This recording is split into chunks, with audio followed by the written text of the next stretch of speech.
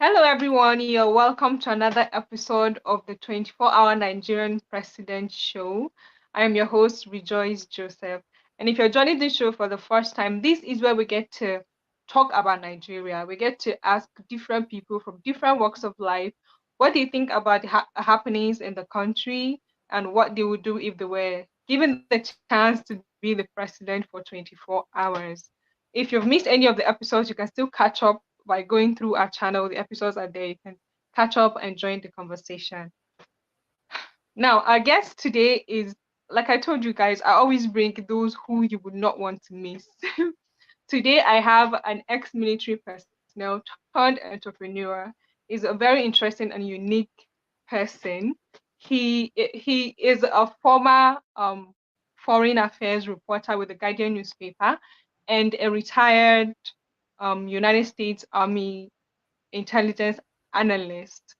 He is my guest, Mr. Kingsley Dike. I'm just going to allow him tell us a bit more about his unique background and interesting portfolio. You're welcome to the show, sir. Yeah, how you doing, man? Thank you so much I'm for very well, having me. thank you. I hope the Thank you. weather You're is welcome. Sir. not cold in your neck of the wood. Yeah, we started up with being very cold here in Atlanta, but other Wow. than that, it's a good day. Yeah, It's a it's a good good day. day. The weather is beginning to change. Yeah, you know it's Christmas already. All Yeah. right, sir. So So, please tell us a bit. Go on. yes, my name, as you rightly said in your intro, is Kingsley Dike. I'd started life as a reporter with the Guardian newspaper. Um, then later with the then Comet, now the Nation newspaper. I was the first foreign affairs editor of the then Comet newspaper. Uh, Now the Nation newspaper. Then I later immigrated to the United States, where I'd served in the U.S. Army as an intel analyst with the United States Army, and retired in 2020 after about 15 years of service. Oh, wow. Well, I'm a bit curious to know how you transitioned from being a reporter for the Guardian newspaper to being an intelligence analyst for the United States Army. Can you tell us how that happened? Most of those things, they are not like as if there is organic transition, because the two systems are entirely different. It's not as if you are a reporter in Nigeria, then there is a system where you now Yeah. transfer to the United States. Most people do it if you have like competent, like the way Nigerian news organizations, that they are that big, and they send you as a correspondent, or they send you as their in-country representative in the host country. But mine was not that way. I'd actually come to the United States to come school. I'd resigned as the then head of the foreign desk of the Comet newspaper, and left for the United States, I think in 2000 or 2001. Then I just started life afresh. Most people would call it humility training. Started life afresh here in the US. I've done a couple of things. Then eventually, once I regularized my stay in terms of the requirement, your immigration status and all that, then I enlisted in the United States Army. Then served the country in different capacity, in different units. I was privileged to have served in different units across the United States. and served in a place they call Fort Raleigh, Kansas. It was a nice duty station. I think that was my first duty station. Then I'd served in Fort Benning, Georgia. I'd also served in Augusta, Georgia. I'd served in Germany and served in South Korea. When I was in Germany, I'd deployed to Croatia. I was in Turkey. Then I've also served in combat. I was deployed 2 times to Iraq, and that's how it's been. Then I eventually retired. I think my effective date of retirement was January 28, 2020. So Okay. before the war went crazy with the COVID. But Yeah. I've been in a private civil life as a civilian since my retirement. I've done I heard like that you things now run a like restaurant.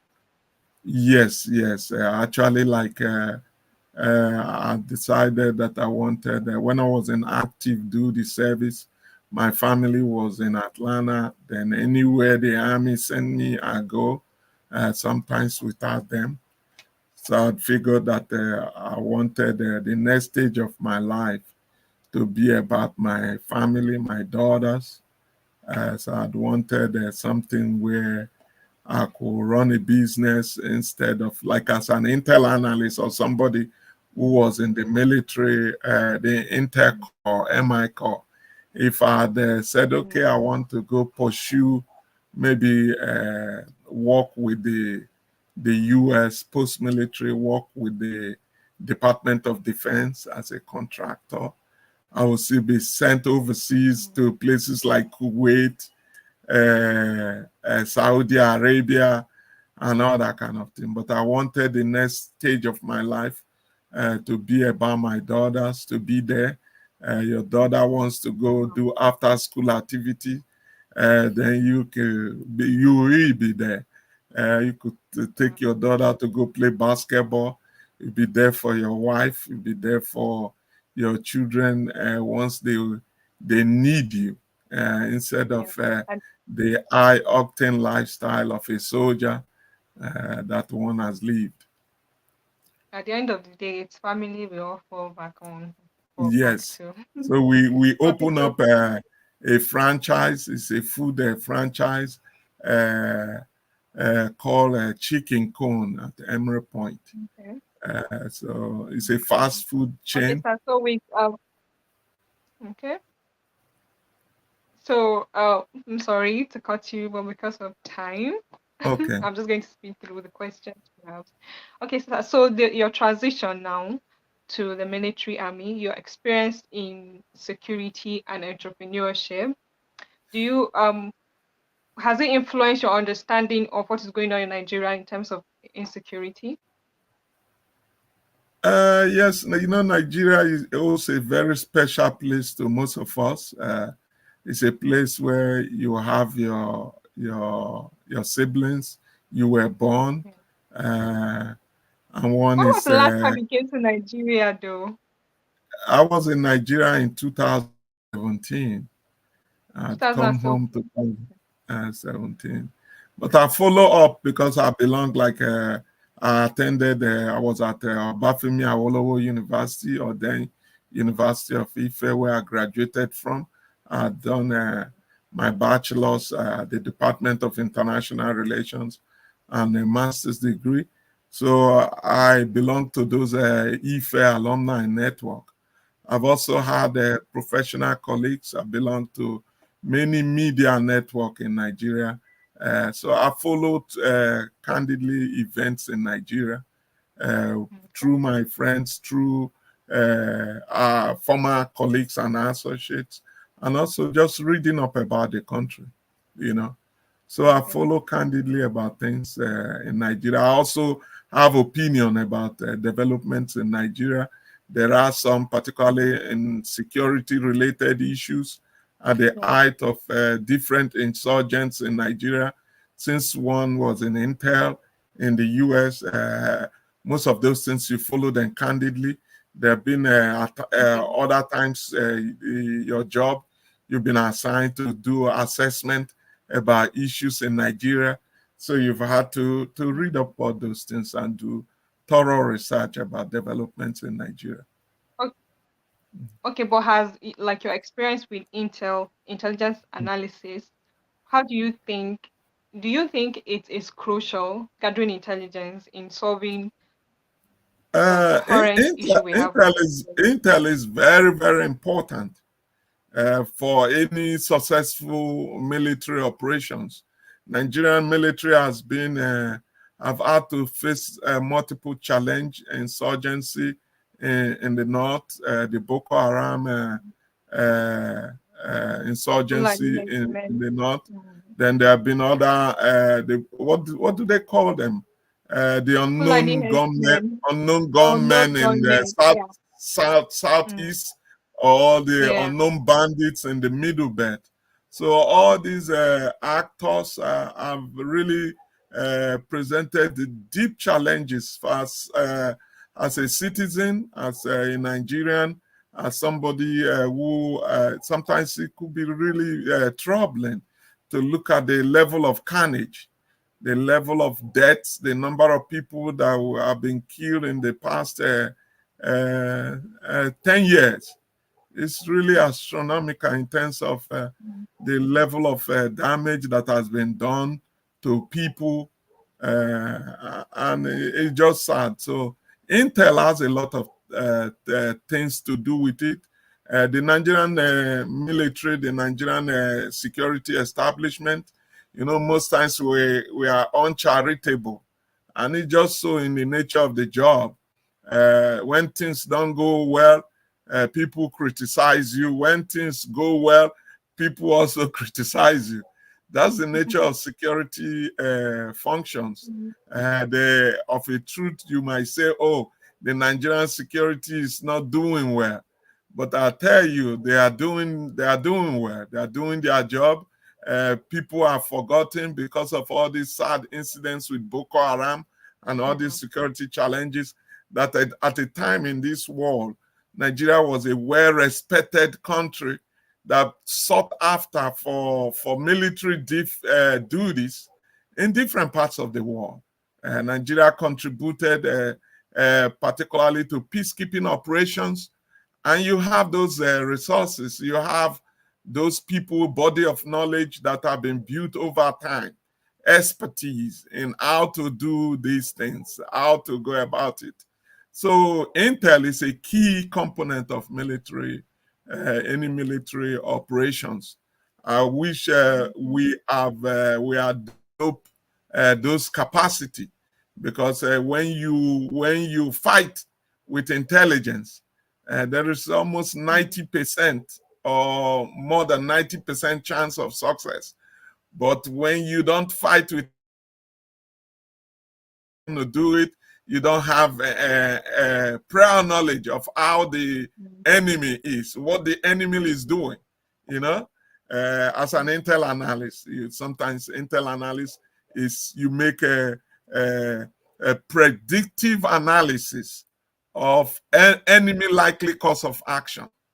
That is my job as a soldier. Okay. So I Mm. advise my company commander based on intel sources on possible enemy likely course of action.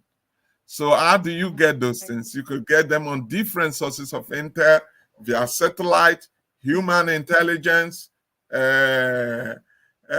Both the US has multiple intel sources. Then you'll be able to build a scenario, Mm. the previous Mm. events that they've done before. You'll be able to make a predictive analysis and said, "Sir, this is the likely course of action. This is based on what they've done. They have attacked here this time. They attack the other place this time. This is Mm. what they use. It They is will my probably. calculation and projection that it is possible that they are going to Mm. eat Abuja the next, because they have attacked Kaduna. they have attacked Makurdi. This is what they did in Lagos.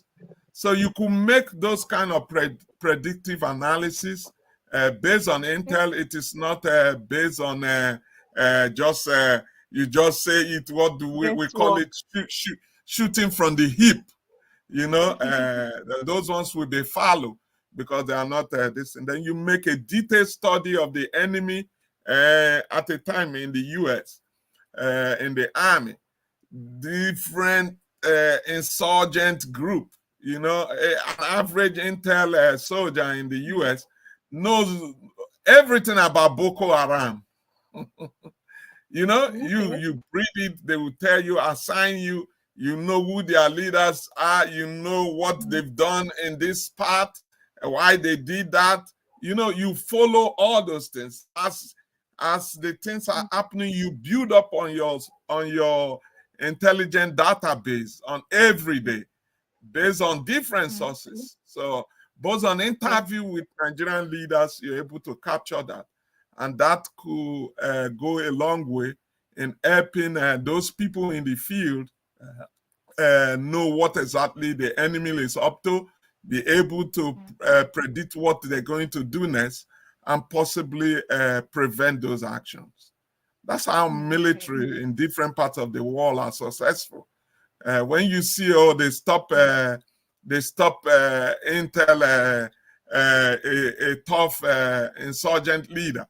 When they did decapitation operations to take out any insurgent leader, you will be very, very surprised. It's intel thing, something as minor as knowing that, oh, this is where he goes to go eat. And the people giving him food, we tell the people that, oh, this is the time he comes in. He might not even know that he has this. He stopped at this place at this time.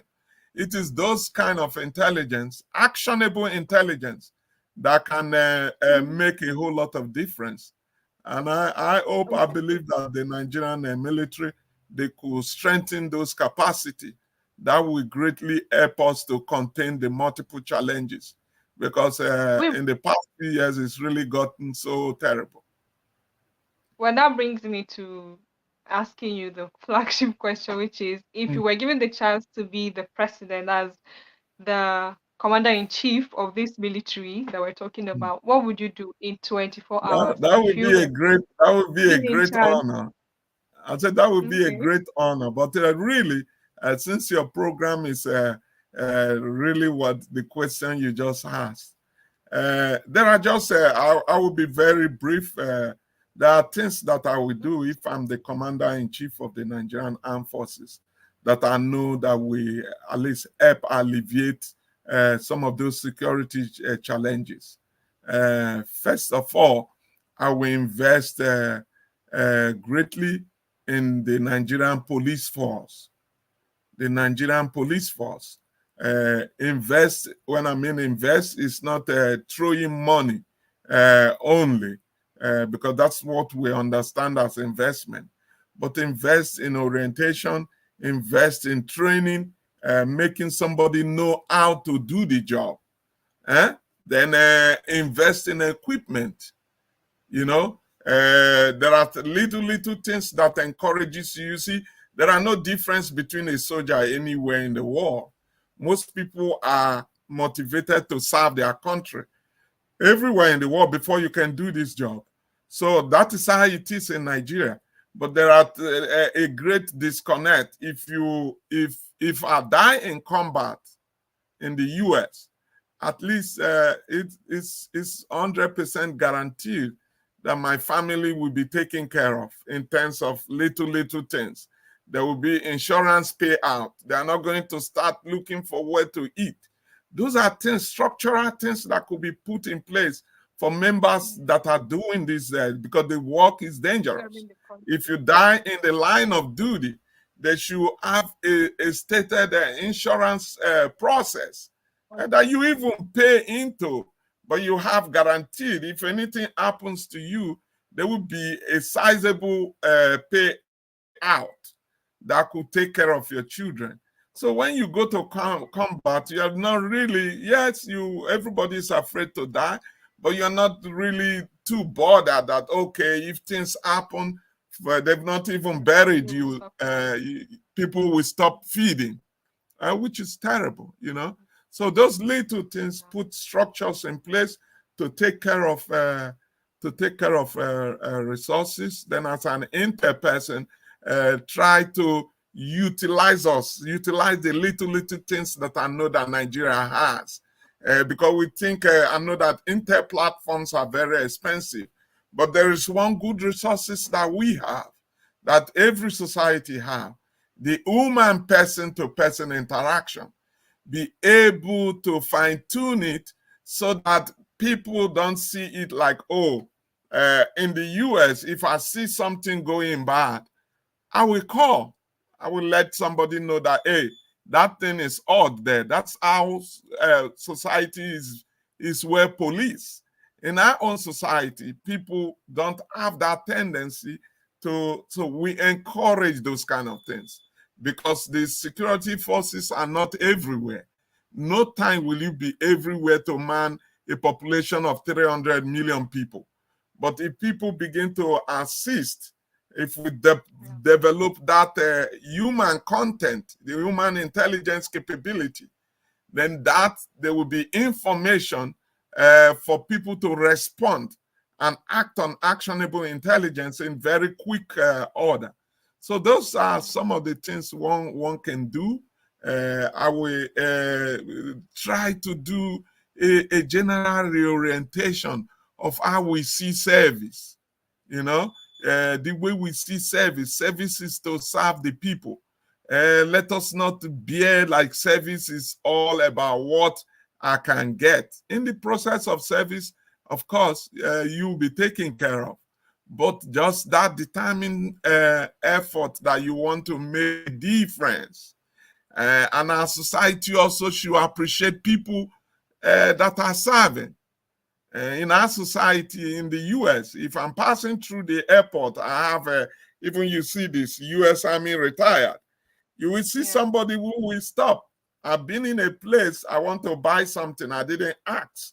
I just said this thing, somebody stepped from behind and said, sir, please, I'll take care of this thing. I'm paid almost $400-500 of all the thing I bought. And I said, no, no, no. And the person refused. You know, that is appreciation. You see servicemen and women at the airport.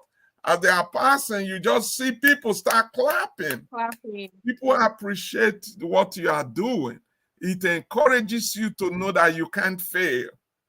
You know, when I'm in the uniform, you know that, oh, there is reputation of the institution I serve. I can't behave anyhow.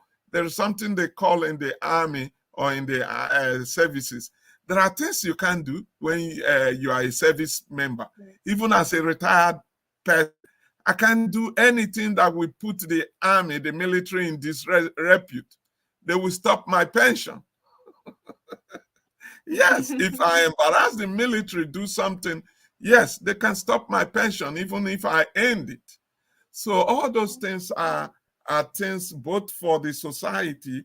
I know that there have been some very despicable elements within the Yeah. services that bring disrepute. Don't treat your civilian, How the would you civil. handle that?